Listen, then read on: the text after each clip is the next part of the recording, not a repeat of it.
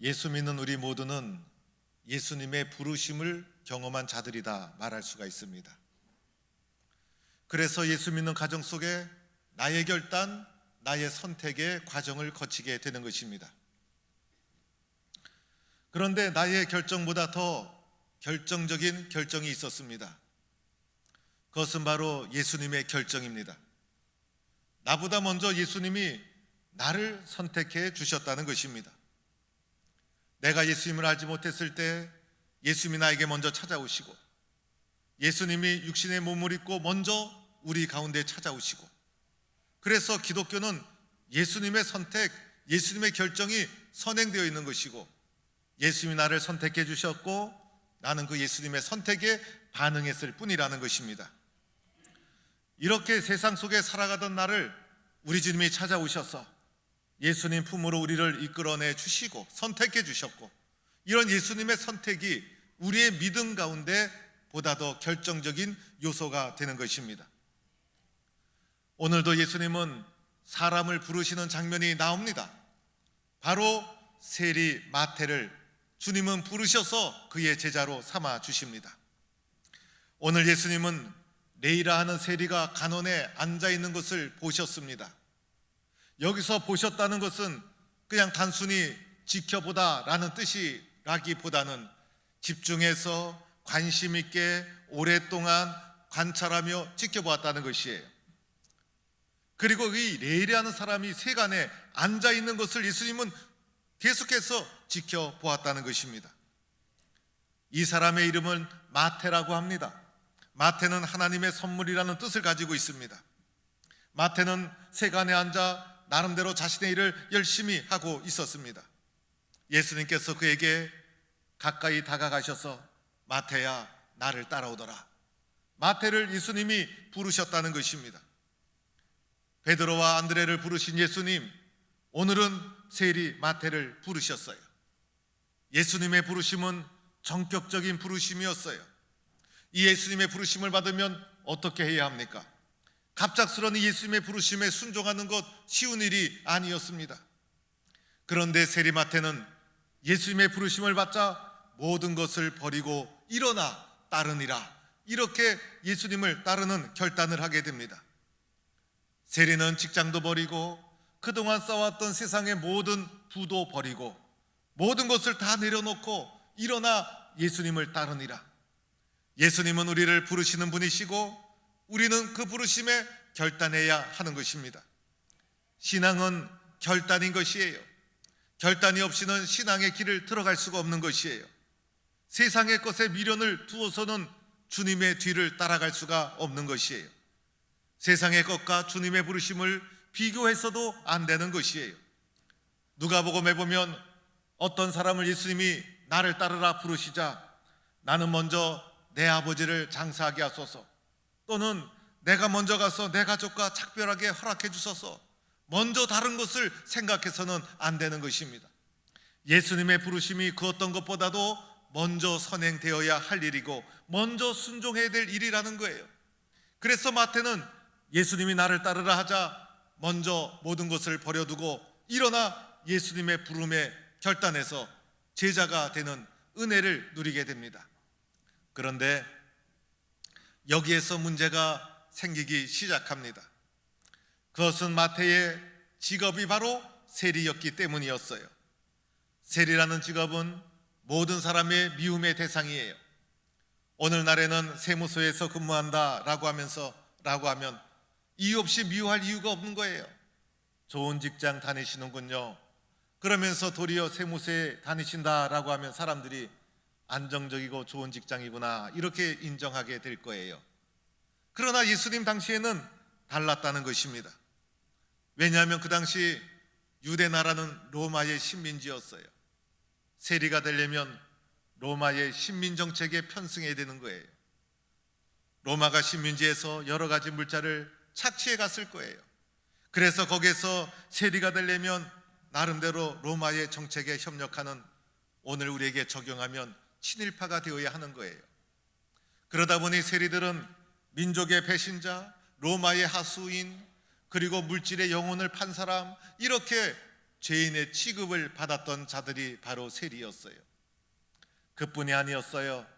세리는 이웃에 대해서 너무 냉정했던 사람이었어요. 그래서 세리가 이렇게 이웃에 대해서 냉정했던 것은 당시에 세금 정책과도 관련이 있었어요. 당시의 세금 정책은 민간업자 세리에게 위탁을 하는 것이었어요. 오늘 마태가 바로 위탁받은 민간업자였어요. 그래서 약속된 세금을 당국에 꼭 바쳐야 되는 것이에요. 꼭 바치고 나머지는 자기의 이득이 되는 거예요. 그래서 많은 이득을 거둬들이기 위해서는 무자비하게 세금을 다 거두어 들여야만 되었던 거예요. 그래서 이웃에 대해서 조그만 동정심도 있을 수가 없는 거예요. 그래서 무자비하게 세금을 착취해 가기 시작합니다. 세리는 두 종류가 있었다고 합니다. 일반 세리가 있었고 관세를 체급하는 세리가 있었는데, 관세를 지급하는 세리가 더 무자비하고 잔인했다는 거예요. 마태가 바로 이러한 관세를 지급하는 더 잔인한 세리였다는 것입니다. 시몬은 비천한 인생이었지만은 마태는 망가진 인생이었어요. 시몬에게는 동정심이라도 가지만은 이 마태에게는 사람들이 분노를 느끼는 공공의 적이 바로 마태 세리였다는 것입니다. 자기만을 위해서 이웃도 없이 무자비하게 세금을 거둬들이는 민족과 이웃을 배신한 죄인이 바로 세리였어요. 그뿐이 아니었죠. 이러한 세리에게 무슨 도덕이 있고 무슨 윤리가 있겠어요. 그래서 세리는 창기와 또는 이방인과 동급인 죄인으로 여겼어요. 세리 같은 놈 하면 사기꾼 같은 놈이란 뜻이에요. 재수 없는 사람, 사기꾼 같은 녀석, 이게 바로 세리에게 붙여진 이름이었어요. 그런데 이러한 세리를 예수님이 부르셨다는 것이에요. 부르셨을 뿐 아니라 세리가 베푼 잔치에 참여했어요. 그리고 그 자리에는 마태 세리의 친구들, 또 다른 세리들이 많이 모여 있었어요. 그들의 친구가 되어서 그들과 먹고 마시는 예수님의 모습, 이 모습 때문에 예수님은 강한 비난을 받게 된 것입니다. 바리새인과 서기관들이 이렇게 말합니다. 어찌하여 죄인들과 함께 먹고 마시느냐? 있을 수 없는 일이 일어났다는 것이에요. 말씀을 전한다는 예언자가 어떻게 저런 죄인들과 어울릴 수 있느냐? 세리와 함께 했던 이 식탁으로 말미암아 강한 비난을 받게 된 것이었어요. 사랑하는 성도 여러분, 예수님은 이러한 비난을 다 예측하셨던 것이에요. 그러함에도 불구하고 예수님은 마태 세리를 부르셨던 거예요. 오늘 이런 예수님의 행동 속에서 우리는 두 가지를 발견하고 깨달아야 합니다. 첫 번째로는 예수님의 부르심 속에 예수님의 넓은 포용성을 배워야 합니다. 예수님은요, 넓으신 분이셨어요. 예수님은 사람에 대해서 넓은 마음을 가지고 있는 분이셨어요.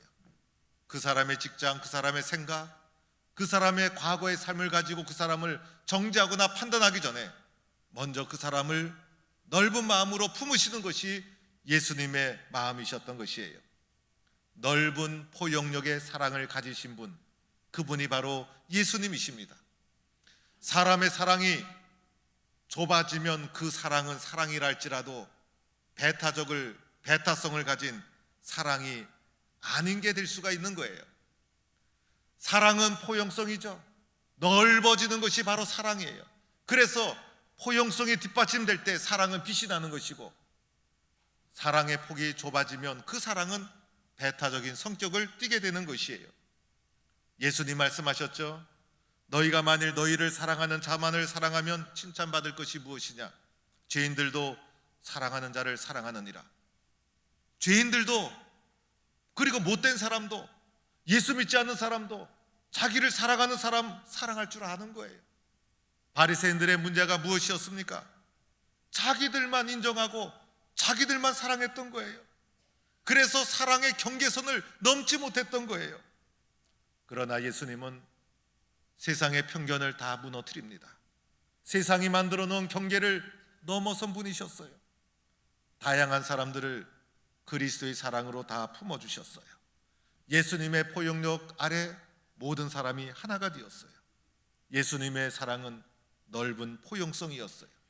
차별하지 않았어요. 이것이 바로 예수님의 부르심의 특징이었다는 것입니다. 여러분, 예수님의 제자 중에 열심당원 가나안인 시몬이 있었다는 사실을 아십니까? 이 가나안인 시몬은 독립운동을 하던 사람이었어요. 그리고 무력을 사용해서라도 로마를부터 민족을 구해야 된다. 그래서 가슴에 칼을 품고 다니던 사람이었어요. 그런데 이 사람은 세리마태와 극단적인 관계에 있는 사람이었어요. 그러나 그러함에도 불구하고 같은 사람을 제자로 부르셨어.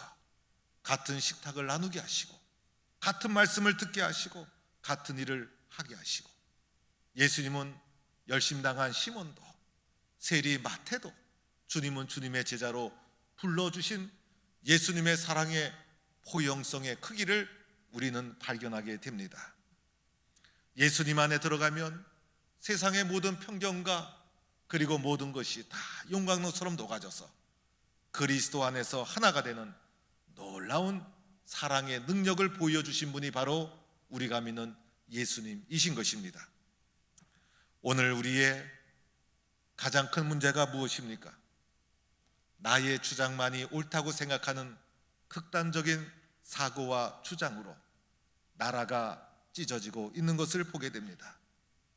서로의 진영 논리에 사로잡혀서 진영을 넘나드는 포용력을 발견할 수가 없습니다. 옳고 그르냐 보다도 내 편이냐 내 편이 아니냐에 집착을 합니다. 내 편이 아니고 내 생각과 다르면 공격적으로 비난하게 됩니다. 그러나 예수님은 그렇지 않았다는 거예요.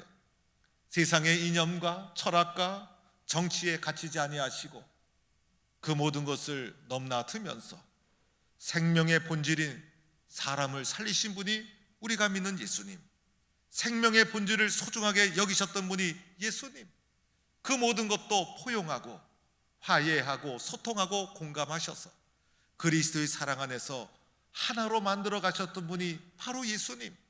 우리는 이런 예수님의 위대한 포용성을 본받고 순종하는 성도가 될 수 있기를 축원합니다.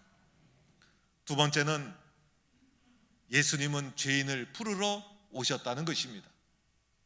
예수님은 죄인을 부르러 오셨고 예수님은 병든 자를 부르러 오셨다는 것을 세리의 부름을 통해서 예수님 말씀해 주셨어요. 예수님이 이렇게 말씀하셨죠. 건강한 자에게는 의원이 쓸데없고 병든 자에게라야 쓸데있나니 나는 의인을 부르러 온 것이 아니라 나는 죄인을 부르러 왔노라. 예수님이 죄인을 부르러 오셨고 병든 자를 부르러 오셨다는 거예요. 하나님 앞에서 우리 모두는 죄인이고 병든 자입니다. 육신의 병이 들었다고 육신의 병든 자만이 병든 자가 아니죠. 우리 모두는 마음의 병과 영혼의 병을 짊어지고 살아가는 사람들, 예수 그리스도 안에서 우리는 모두가 죄인일 수밖에 없는 존재라는 것입니다. 바로 예수님은 죄인과 병든 자를 부르러 오신 분이세요. 예수님의 부르심은 모든 사람을 부르고 있다는 것입니다. 그런데 예수님을 배척하고 공격했던 바리새인과 서기관들의 문제가 무엇이었습니까? 자신들을 의인이라 생각한 거예요. 나는 죄인이 아니라 의인이다. 나는 병든 자가 아니라 건강한 자다 라고 생각했다는 것입니다. 그리하여 자신들의 생각, 자신들의 신념, 자신들의 생각을 절대화하기 시작합니다. 그것이 모든 것의 기준이 되고 말았어요. 그 기준에서 벗어나면 죄인으로 드러날 수밖에 없었다는 것이에요. 이런 자기의 생각을 절대하게 되면 그 절대적인 기준 앞에서 예수님조차도 죄인으로 전락되고 마는 것입니다. 바리새인과 서기관들에게는 좋은 전통과 좋은 믿음이 있었을 거예요. 그들의 생각이 올바른 생각이었을 거예요. 그러나 가장 큰 문제는 자기들의 주장만이 절대적인 진리라고 생각했던 교만한 태도, 배타적인 태도가 문제였다는 것이에요. 아무리 옳은 것이라 할지라도 좁아지면 그것은 배타적인 성격을 띨 수밖에 없는 것이고, 포용성을 갖지 못하면 아무리 옳은 것이라 할지라도 공동체를 하나 되게 하지 못하고 파괴하고 만다는 것입니다. 바리새인 같은 신앙인, 바리새인 같은 모습은 우리에게 없는지 오늘 말씀을 통해 주님은 우리를 바라보게 하시는 것입니다. 우리는 주님 앞에, 주님, 제가 말씀에 순종하고 열심히 예배도 드리고 기도도 많이 하고 선행도 많이 했지만은, 그러나 주님 앞에 나는 여전히 병든 자입니다. 나는 죄인입니다. 주님, 나를 구원해 주옵소서. 내가 병들었다고 고백되어질 때 의사를 찾아가 치유받지 않습니까? 주님 앞에, 주님, 내가 병든 자라는 것을 인정할 때 주님은 나의 연약함을 치유해 주시는 거예요. 내가 죄인임을 고백할 때 주님의 사랑을 경험하게 되는 거예요. 그리하여 주님 앞에 나는 병든 자라는 그러한 신앙의 고백, 주님, 나는 부족합니다. 주님, 나를 도와주세요. 주님의 도와주심이 없이는 나는 일어날 수 없습니다라는 겸손한 주님 앞에서의 바른 태도를 가질 때 주님은 그를 불러주시고 그를 찾아가 주시고 그를 회복시켜 주시는 놀라운 은혜를 체험하게 될 줄로 믿습니다. 사랑하는 성도 여러분, 오늘 우리는 세리 마태를 부르시는 예수님의 모습을 보았습니다. 이 마태의 이름이 하나님의 선물이라는 뜻을 가지고 있어요. 마태라는 이름을 보아서 아마 그는 경건한 신앙의 가정에서 태어났을 거예요. 그리고 마태는 레위 지파 사람이었어요. 경건한 가정에서 태어나 경건한 신앙 교육을 받으며 성장한 사람이 바로 마태였다는 것이에요. 그러던 어느 날 마태는 그 소중한 신앙적 유산을 다 뒤로 하기 시작합니다. 세상에 살다 보니 신앙보다 더 소중한 것이 있었어요. 그것은 바로 세상에서 성공하는 일이었어요. 그래서 세상에서 성공하기 위해서 마태는 수단과 방법을 가리지 않고 노력하게 됩니다. 내가 세상에서 성공해야 돼. 많은 부를 축적해야 돼. 그래서 모든 사람들이 손가락질하는 세리가 되었던 것이에요. 미움을 받아도 손가락질해도, 민족을 배반해도, 그리고 이웃이 없어도 성공하면 된다는 신념과 철학을 가지고 수단과 방법을 가리지 않았어요. 그래야 마침내 세리가 되었고 무자비하게 세금을 착취하는 가장 악질적인 세리가 되었다는 것이에요. 예수님이 그를 만났을 때 그가 세간에 앉아 있었어요. 이것은 그가 세리로서의 일에 열심과 그리고 충성을 다하는 성실한 세리였다는 것을 말해주고 있는 것이에요. 세상의 일에 열중내는 사람이었어요. 마침내 그는 부러울 것이 없는 성공을 거두고 많은 부를 축적하는 삶을 누리게 되었어요. 그런데 예수님은 마태의 이러한 삶을 다 보고 계셨다는 거예요. 예수님이 보시고 이것은 집중적으로 관찰하고 그를 지켜보고 계셨다는 것이에요. 예수님은 그에게 진짜 필요한 것이 무엇인지를 알고 계셨어요. 그에게 다가가셨어요. 사랑의 음성으로 마태를 부르셨어요. 마태야, 나를 따라오너라. 예수님의 부르심은 권세가 있으신 부르심이었어요. 예수님의 사랑의 음성은 마태의 심령 속에 깊이 감춰졌던 하나님 사랑을 다시 불러 일으키게 됩니다. 마태는 그 순간 일어나 주님을 따르기로 결단합니다. 이 순간이 마태 인생에서 가장 소중한 순간이었어요. 내가 지금까지 살아왔던 그 모든 것을 다 내려놓고 내 마음속에 일어나는 주님의 부르심에 응답하게 됩니다. 모든 것을 버리고 일어나 주님을 따르는 소중한 결단을 합니다. 신앙은 결단이 없이는 이루어질 수 없는 거예요. 이 결단이 마태의 삶을 바꾸게 됩니다. 세리로서 살아왔던 마태를 위대한 사도로 바꾸는 계기가 됩니다. 이 신앙의 결단이 마태를 위대하게 만들어준 것이었습니다. 제자가 된 마태, 성경에서는 제자 마태의 발자취에 대해서 잘 나오지 않습니다. 베드로에 대해서는 예수님이 이런 것도 물어보고 저런 것도 물어보고 또 베드로가 한 실수 여러 가지 장면이 성경에 나오지만 마태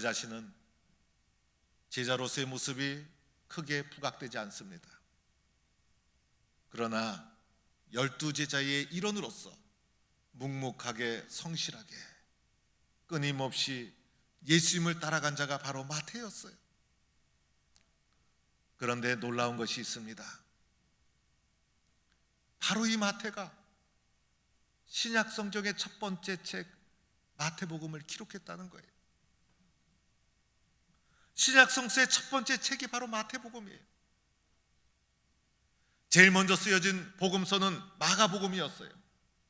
그래서 순서적으로 배치를 하게 되면 마가복음이 첫 번째 신약 성서의 책이 되어야 하는데, 마태복음이 신약 성서 전체를 대표하는 첫 번째 책이 마태복음으로 놓여 있습니다.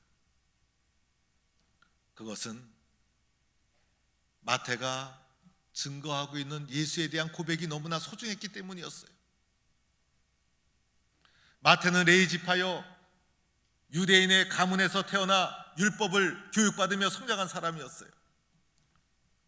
예수님의 제자로 따라다닌 결과 마태는 그 누구보다도 예수님은 구약에서 예언된 바로 그분 그리스도요 메시아라는 사실을 마태는 가슴 깊이 깨닫고 확신하게 됩니다. 그래서 마태는 유대인을 위해서 마태복음을 저술하기 시작합니다. 그래서 마태복음에서는 복음서 중에서도 가장 구약의 메시아 예언의 말씀이 인용된 말씀이 마태복음이에요. 마태복음은 신약의 그 어느 책보다도 구약과 신약을 이어주는 책이 되고 맙니다. 예수님과 구약을 분리하지 않고 구약과 신약을 이어주면서 예수님으로부터 시작된 새로운 복음의 시작을 선포하는 책이 마태복음이 되고, 마태복음은 예수님의 그리스도 되심을 증거하는 가장 보석 같은 첫 번째 책으로 놓여지게 되었다는 것입니다. 이 위대한 책 마태복음을 저술한 사람이 세상적 삶을 살아가던 마태였다는 사실입니다. 이 마태를 하나님은 부르셔서 마태복음을 저술하는 복음의 위대한 증인으로, 예수에 대한 분명한 증인으로 하나님은 그를 위대하게 사용해 주신 것입니다. 사랑하는 성도 여러분, 오늘도 예수님은 저와 여러분을 부르고 있습니다. 나를 따라오너라. 너희가 나를 따라오고 있지만은 지속적으로 끊임없이 더 깊이 나를 따라오너라. 여러분이 지금까지 어떻게 살아왔던지 상관이 없어요. 여러분이 어떤 신앙의 고백을 가지고 살아왔는지 예수님은 따지지 않아요. 예수님의 부르심은 넓은 포용력 있는 부르심. 예수님은 병든 자와 죄인을 부르시는 분이 바로 예수님이세요. 예수님의 부르심 앞에서 중요한 것은 지금 이 순간 주님, 저는 예수를 따르겠습니다, 결단하는 신앙이에요. 예수님의 부르심 앞에서 주님, 저는 주님을 제대로 믿겠습니다, 지금 이 순간의 결단, 지금 이 순간의 다짐. 예수님은 세리마태도 부르셔서 위대한 사도로 만들어주지 않았습니까? 바로 이 순간의 결단이 여러분의 삶을 바꾸어 놓게 되는 것입니다. 오늘도 세리마태를 부르시듯이 나를 부르시는 주님의 음성에 순종해서 제자 마태와 같이 소중하고 위대하게 쓰임받는 주님의 사람이 될 수 있기를 주의 이름으로 축원합니다.